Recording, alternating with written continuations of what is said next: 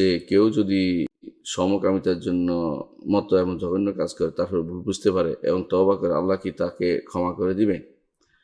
জি ভাই, আল্লাহ তাআলা গফুর রাহিম। আল্লাহ তাআলা গফুর রাহিম।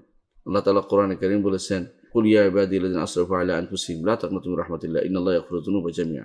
হে নবী, আপনি বলে দিন, ইয়া ইবাদিয়াল্লাযিনা আসরাফু আলা আনফুসিহিম, হে আমার বান্দারা যারা নিজেদের নফসের উপর ইসরাফ করেছো, বাড়াবাড়ি করেছো, লা তাকনাতু মির রাহমাতিল্লাহ, আল্লাহর রহমত থেকে তোমরা নিরাশ হইও না।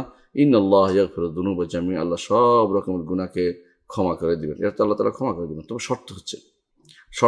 শর্ত হচ্ছে এই সমকামিতারা যে ব্যক্তি প্রচার করে বেড়াবে, কাউকে বলে দিবে, কাউকে জানিয়ে দিবে, অর্থাৎ এটাকে প্রচার করবে, ইন্নাল্লাযিনা ইউহিব্বুনা আন তাশিয়াল ফাহিশাতু ফিল্লাযিনা আমানু লাহুম আযাবুন আলীম, যারা ফাহেসা প্রচার করে দেয়, পত্রিকায় দিয়ে দেয়, মানুষকে মোবাইলে জানিয়ে দেয়, অথবা সে ভিডিও ধারণ করে, অথবা একে অপর নিয়ে আলোচনা করে, অথবা এটাকে প্রচার করে আরও কয়েকজনকে সেটা উদ্বুদ্ধ করে, এরকম, অথবা সমাজটাকে কলুষিত করতে চায়, তাদের জন্য কঠিন শাস্তি রয়েছে। সেটা ক্ষমা হবে না, কারণ সে তো সাক্ষী বানিয়ে ফেলছে।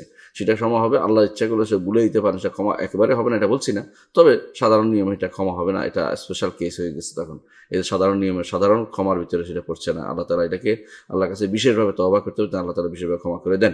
এই জন্য কেউ ভুল করতে পারে, মানুষ তো অনেক কিছুই ভুল করে, জিনা, ব্যভিচার, সমকামিতা, সুদ খাওয়া, ঘোষ খাওয়া, অনেক কিছুই মানুষ করে। একজন ইমানদার কখনো হতাশ হবে না, তবে তার হতাশে বেশি আশাবাদী হবে না, ক্ষমা করে দিয়েছে আশাবাদী হবে না, এবং সবসময় কী করবে, আল ইমান বাইনাল খাউফ ওয়ার রাজা, আশা এবং ভয়ের মাঝখানে থাকবে। সে কান্নাকাটিও করবে, আবার আশাও রাখবে, কান্নাকাটিও করবে, আশাও রাখবে, কান্নাকাটিও করবে, আশাও রাখবে, যে আল্লাহ তাআলা, আমি যে গুনাহ করেছি, আমি তো কাউকে বলিনি, আল্লাহ এবং আমার মাঝে আছে, আল্লাহ যেন সেটাকে ক্ষমা করে দেয়। আর যে আল্লাহ কারো মাঝে থাকে, তিনি যদি বারবার স্মরণ করেন, তাহলে তার কান সাক্ষ্য দিবে সেদিন যে আমি অমুকের খারাপ কথা শুনেছি, চোখ সাক্ষ্য দিবে অনেক খারাপ কথা দেখেছি, খারাপ কাজ দেখেছি, এমনকি আপনার পা সাক্ষ্য দিবে যে আমি অমুকের জন্য খারাপ কাজে গিয়েছিলাম, অথবা নিজে খারাপ কাজে গিয়েছিলাম, সেটা সাক্ষ্য হিসেবে থেকে যাবে।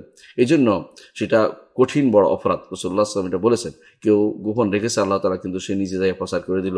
রাসূলুল্লাহ সাল্লাল্লাহু আলাইহি ওয়াসাল্লাম বলেছেন, এটা হচ্ছে বড় অপরাধের অন্তর্ভুক্ত, বড় অপরাধের অন্তর্ভুক্ত।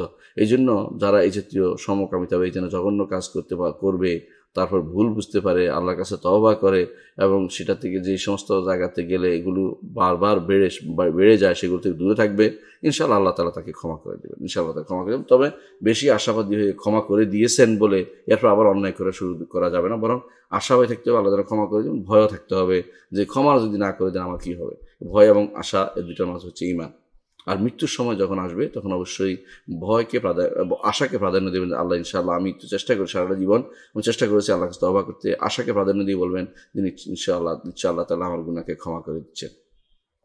وقل جاء الحق وزهق الباطل إن الباطل كان زهوقا